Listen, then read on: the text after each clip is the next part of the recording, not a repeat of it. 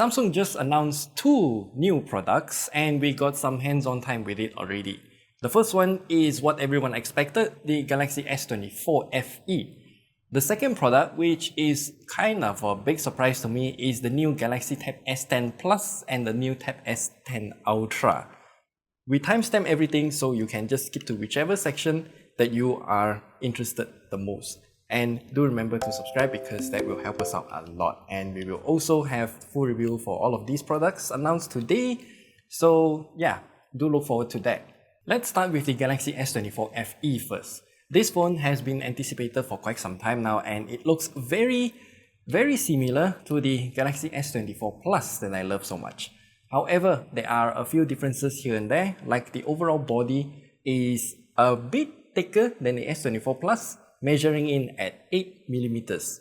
The frame of the S24 FE is also made out of standard aluminium, not Samsung's armored aluminium, so there are some differences there as well.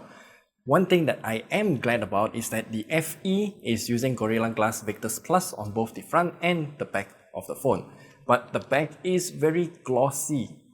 The FE also retains IP68 rating, which is fantastic. The FE is also available in 5 colors: blue, grey, mint, graphite, and also yellow color that was not shown here because it's not gonna be available in Malaysia. As far as I remember, there is no online exclusive color for this time around. Of course, we are also curious about the new Exynos 2400E that is equipped in the FE.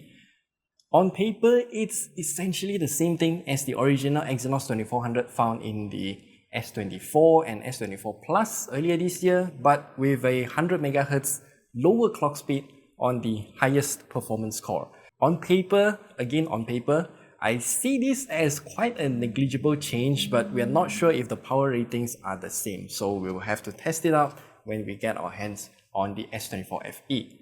Everything else on the chipset remains identical with the Exynos 2400. One upgrade that this FE got is a larger vapor chamber, and Samsung claims that it is 11% larger compared to the S23 FE. As for the RAM, it's at 8GB for all variants and it starts from 128GB of storage. However, it is made explicitly clear that for us here in Malaysia, Samsung is only bringing in the 256GB version as the minimum. So thank you for that. The S24 FE also got a larger battery. It's now 4700 mAh, which is 200 mAh larger than the previous generation. The screen also had some upgrades as we now have a 6.7-inch AMOLED screen with 2340 by 1080 pixels in resolution at 120Hz, but with a slimmer bezel measuring in at 1.99mm now. The cameras though are unfortunately the same as last year, but with a new chipset means a new ISP. So we do expect the picture quality to differ compared to the previous generation. The software is where things get interesting as it comes with the full slew of Galaxy AI features at launch. There is no delay and no waiting around or relying on a promise. So yeah, when you get the phone in your hands, you will be able to experience everything the Galaxy AI has to offer. All of the Galaxy ecosystem features from the premium flagship smartphones also work the same on the S24 FE, and that is also a great plus point. The S24 FE will also get 7 generations of Android OS upgrades and 7 years of security patches, but we did ask one question. Since Android 15 is so close to the release, will that update to Android 15 be counted as 1 generation of Android OS upgrades? The answer is probably yes, but the 7 years of security patches is still counted from the calendar day. So yeah, you have to take note of that. Okay, time for the Galaxy Tab S10 series. There are 2 things that surprised me out of the gate. Firstly, Samsung is releasing a new tablet only 1 year after the Tab S9 series. Usually they will have a 1.5 years gap between tablet releases, so this year is shorter. Secondly, for this generation in particular, we only have the Galaxy Tab S10 Plus and the Tab S10 Ultra.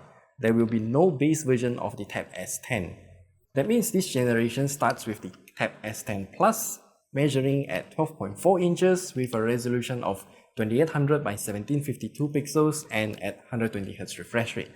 As for the Tab S10 Ultra, it is still the same 14.6 inch with a resolution of 2960 by 1848 pixels at 120Hz refresh rate too. One big upgrade that I think Samsung did very right this time is the incorporation of the anti-reflection screen that is also found on the S24 Ultra for these two tablets. As shown in this comparison here, it just makes these two tablets look so good. Personally, I can't believe how thin the Galaxy Tab S9 Ultra was, but Samsung managed to make it ever so slightly thinner this generation. And the tablets are also using enhanced armor aluminium for this frame, and they are both rated for IP68. Even the included S Pen is also rated for IP68, so that's good. Both of them are also using the MediaTek Dimensity 9300 Plus chipset, which is the first time Samsung is using a MediaTek chipset on their flagship devices. This chip is actually very good, but we'll talk about it in our upcoming videos about the tablet. Samsung also mentioned that it has a vapor chamber that is 1.48 times larger than the previous generation, but we're not sure if this number applies to both the Plus or just the Ultra. These tablets are also coupled with 12 gigs of RAM if you are wondering. The Tab S10 Plus has a 10,090 mAh battery, whereby the Tab S10 Ultra has an 11,200 mAh battery. They both will support up to 45 watts of fast charging, just like the S24 Ultra and the previous generation Tab S9. As for the software, yes, the Galaxy Tab S10 Plus and Tab S10 Ultra will have 7 generations of Android OS upgrades and 7 years of security patches. And they will have full support for all Galaxy AI features out of the box. Again, no waiting. They've also added a few new AI features as well, like the intelligent dialogue booster that automatically boosts the speaker's voice sound to make it clearer against the background music or any noise that is in the video. And since this is a tablet using existing features like voice recording summarization and AI through transcription, also has a better workflow because you have a much larger screen. Even sketching stuff with the AI sketch to image feature is made better because, such a big tablet, we got more space to draw on. By the way, students use tablets to learn, and Samsung will have the feature to use AI to help you solve math problems. It will also provide you step-by-step solution, so it can help you learn how to solve that particular math problem in the future. As someone who studied engineering math, I think this is an appreciated feature, but we'll also put it to the test when we review this tablet. A new generation of tablets means more exclusive apps. We already have GoodNotes, Note Shelf 3, Clip Studio Paint, and ArcSight available, and Samsung is adding Sketchbook and PixArt into the list of collaborations as well. Now, let's talk about the accessories because they are quite interesting this time around. The SmartBook cover makes a return once more, but this time it comes in 2 new fun colors. A blue color and also another one that is mixed with a bright orange with a seafoam green color. Much better than the usual black and white that we have. And for these two tablets, we now have 2 different types of keyboards. The first is the usual keyboard case that consists of 2 parts, a back with a kickstand, and also the front part with a flip-out keyboard that snaps to the bottom of the tablet. It has a keyboard and a trackpad just like what we had before. The new keyboard though does not have a trackpad. The keys are moved downwards and the tablet is propped up in this manner. It's a very different experience compared to the other keyboard, so yeah. Both keyboards also have a brand new key, the Galaxy AI key. It is actually more or less similar to what we have on some of the laptops with the Copilot key now. This key, when pressed, it will bring up this prompt here. We can choose either Gemini or Bixby and we can switch between them by holding Alt key and the Galaxy AI key. Both of these AI can do different things. Gemini for searching and Bixby can do a lot of on-device stuff and even control your smart home stuff via SmartThings. If we press the Galaxy AI key while we are in an app, it will automatically enter multitasking view as well. This is an entirely new interface, by the way. And that's all that we have for you for this round of Samsung stuff.